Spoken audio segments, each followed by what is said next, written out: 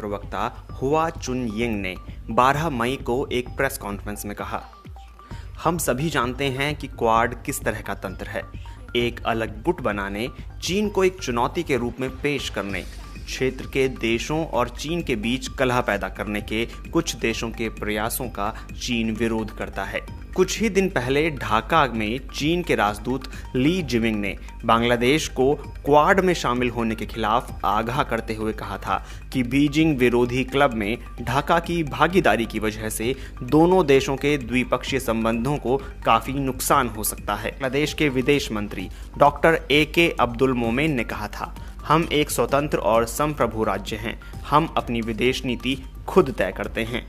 Quad शब्द quadrilateral सुरक्षा वार्ता से लिया गया है। इस समूह में भारत के साथ अमेरिका, जापान और ऑस्ट्रेलिया शामिल हैं। क्वाड जैसे समूह को बनाने की बात पहली बार साल 2004 की सुनामी के बाद शुरू हुई थी। भारत ने अपने और अन्य प्रभावित पड़ोसी देशों के लिए बचाव और राहत के प्रयास किए और इसमें अमेरिका, ऑस्ट्रेलिया और जापान भी शामिल हो गए थे।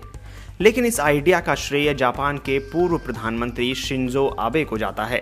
2006 और 2007 के बीच आबे क्वाड की नींव रखने में कामयाब हुए और चतुर्भुज सुरक्षा वार्ता की पहली अनौपचारिक बैठक वरिष्ठ अधिकारियों के स्तर पर अगस्त 2007 में मनीला में आयोजित की गई। इस सब पर चीन ने तीखी प्रतिक्रिया देते हुए क्वाड देशों से यह बताने को कहा था कि क्या क्वाड एक बीजिंग विरोधी गठबंधन है। क्वाड को एक झटका और लगा जब कुछ समय बाद ही ऑस्ट्रेलिया इससे अलग हो गया।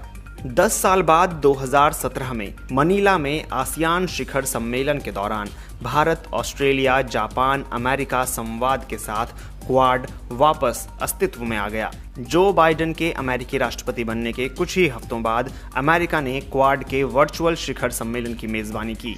चीन शुरू से ही क्वाड को 4 विरोधी देशों का समूह मानता रहा कर भारतीय नौसेना के सेवानिवृत्त कॉमोडोर हैं। वे आजकल दिल्ली स्थित सोसाइटी फॉर पॉलिसी स्टडीज के निदेशक हैं। उनके अनुसार चीन क्वाड के ग्रुप को लेकर काफी चिंतित है। वो कहते हैं, पिछले साल चीन इसे नीचा दिखाने की कोशिश कर चुका है। उनके एक मंत्री ने कहा था कि क्वाड समुद्र के पानी पर झाग जैसा है जो हवा से उड़ जाएगा।